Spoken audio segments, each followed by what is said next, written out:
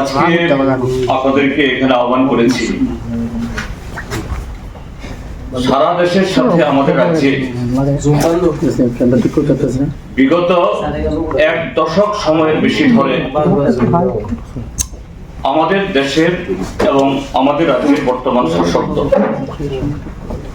তাদের দ্বারা যে পরিকল্পিত অর্গানাইজড যে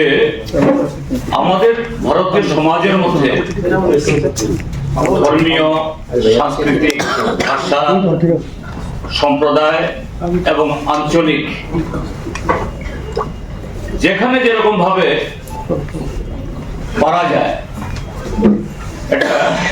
পোলারাইজেশন, বিভাজন,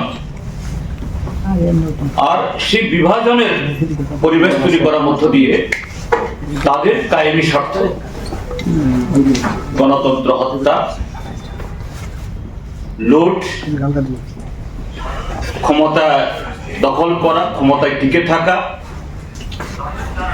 তাদের আধিপত্য বিস্তার করার জন্য যে প্রচেষ্টা চলছে আমাদের ত্রিপুরাজ্য সেই হিংসা তথা আগুনের তাপ থেকে আমরা মুক্ত নই। আমাদের রাজ্যে বিগত এই 8 বছরে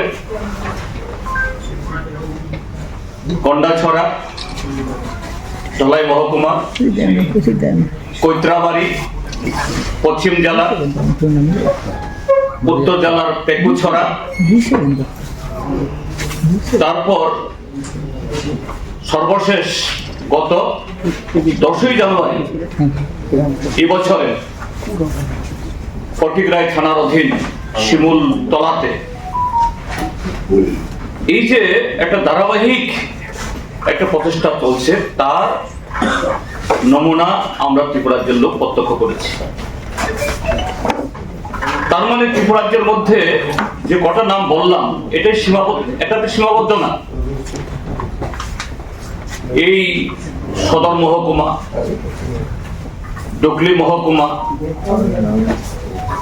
সোনামুড়া, বিশালগড়, উদয়পুর, অমরপুর, কমলপুর, আরো বিভিন্ন জায়গাতে প্রায় প্রতিদিন এই জাতীয় ঘটনাগুলি চলছে এবং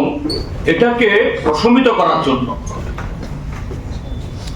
এই জাতীয় প্রবণতা এটাকে বন্ধ করার জন্য কোনো ধরনের উদ্যোগ নেই, বরঞ্চ আরো ব্যাপকভাবে আরো নানা কায়দায় কিভাবে এটাকে জিয়ে রাখা যায় এই চেষ্টা চলছে, যা অত্যন্ত দুর্ভাগ্যজনক, উদ্বেগজনক এবং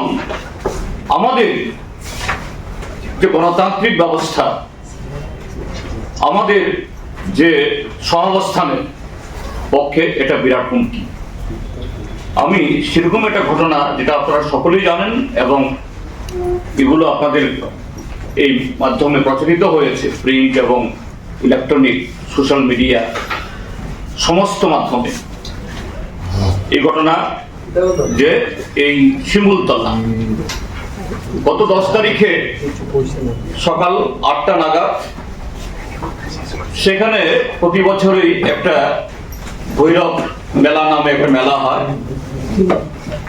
এই মেলা স্বাভাবিক, শুধু সেই মেলা নয়, সব মেলায় আমাদের ত্রিপুরাজ্যের মধ্যে